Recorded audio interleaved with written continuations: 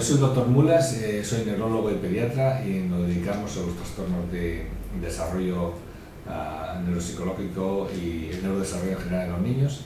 Y una de las cuestiones que más se plantea es el tema del trastorno por déficit de atención con hiperactividad, ¿verdad? Entonces el TDAH de definición precisamente es eso, un trastorno que se caracteriza por los tres síntomas nucleares, que son la atención, déficit de atención primero, el segundo es la hiperactividad, o sea, la inquietud psicomotriz, el segundo, y tercero la impulsividad. Entonces generalmente se llama trastorno por déficit de atención con hiperactividad, TDAH. Lo que pasa es que en esta definición a veces no se incluye o no se debe incluir la hiperactividad, son los niños con un TDA, trastorno por déficit de atención, sin hiperactividad. Podríamos decir, por tanto, que el TDA es un trastorno del desarrollo neuropsicológico donde se afecta sobre todo la atención, en relación con la edad cronológica del chico o de la chica. Entonces son chicos normales, pero que tienen un decalaje en los mecanismos de procesamiento cerebral para crear los mecanismos de funcionamiento cerebral adecuados para la atención a la edad que corresponde.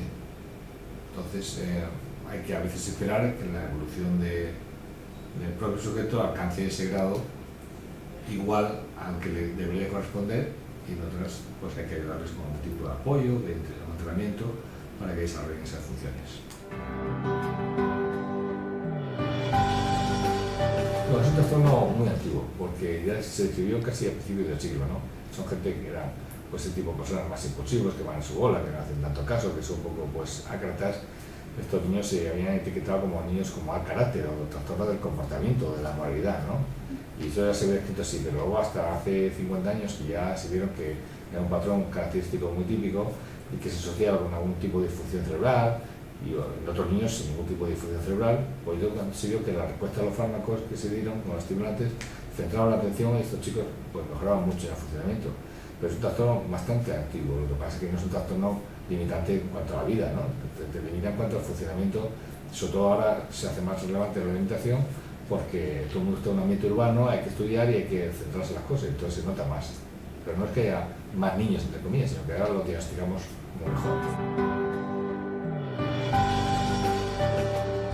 Porque a veces pasan desapercibidos. Un niño puede estar desatento, yo puedo estar aquí atendiendo una clase y estoy despistado, no atiendo, tengo un trastorno, pero no me doy cuenta, nadie se da cuenta de que lo tengo. Cuando es en esos casos, porque externamente no se le ve, y el cerebro incluso le hace un estudio de una resonancia cerebral y sale normal. Pero, hombre, se llama invisible para los niños inatentos, porque los hiperactivos impulsivos no son invisibles, están todo el tiempo moviéndose y se les ve demasiado. Yo creo que se refiere a estos niños que aparentemente no tienen nada, porque no tienen ninguna lesión cerebral, pero sin embargo no rigen y no funcionan como los demás, sobre todo los que son de inatención, ¿vale? Son gente normal, lo que pasa es que son gente que tiene clínica derivada de ese grado de falta del control inhibitorio. La problemática fundamental es que no controlan aquellas cosas que no tienen que hacer, no controlan el despistarse, no controlan el no moverse, no controlan el ser impulsivos. Entonces a veces son personas pues eso, que no se están quietos cuando deberían de estarlo, no están atentos cuando tendrían que estarlos, y son impulsivos, interrumpen a los demás, de alguna manera son un poco disruptivos con el ambiente donde están funcionando, ¿no? Entonces, pero son personas normales, son muy correctas, son personas a veces que tienen ideas que otros no tienen, que se les ocurren. Uno se le ocurre una cosa, a lo mejor no es capaz de decirla, pero esto sí que la dice. A lo mejor mete la pata, pero otras veces queda como medio bien, ¿no? Entonces, el funcionamiento es un funcionamiento normal, lo que pasa es que si tienen que estudiar, no funcionan bien en controlar el estudio.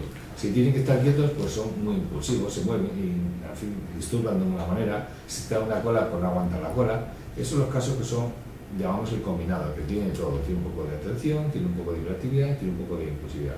Si solamente es inatención, pues se comporta con normalidad. Lo que pasa es que, como van a su aire, pues a veces parece que no estudian porque no quieren, porque cuando sí tienen interés sí que estudian muy bien, pero si no parece que son despistados y que son vagos, y normalmente no es así.